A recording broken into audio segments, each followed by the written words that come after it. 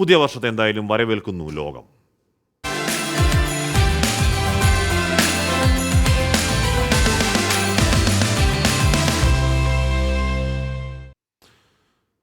വിപുലമായ ആഘോഷങ്ങളോടെ പുതുവർഷത്തെ വരവേറ്റ് മലയാളികൾ. സംഗീത പരിപാടികളും പപ്പാഞ്ഞിയ കത്തിക്കലുമായി പുതുവർഷ പുലരി ഉത്സവാഘോഷമായി.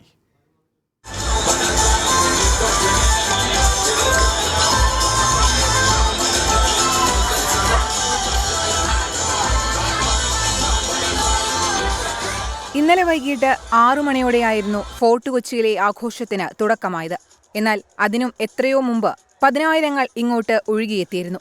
കടുത്ത നിയന്ത്രണങ്ങൾ ഉണ്ടായിരുന്നുവെങ്കിലും ന്യൂ ഇയർ കൊച്ചി കളറാക്കി.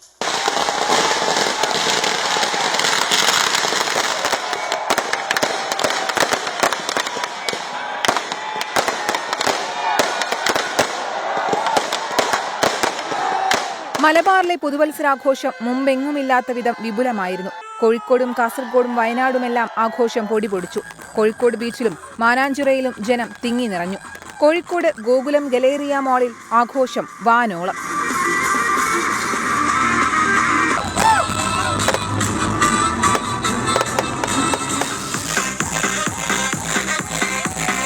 തലസ്ഥാനത്തും വിവിധ ഭാഗങ്ങളിൽ ആഘോഷ പരിപാടികൾ നടന്നു.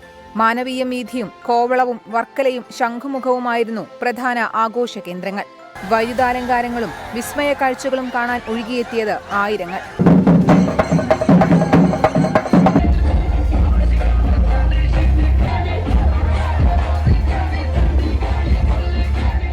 News desk 24.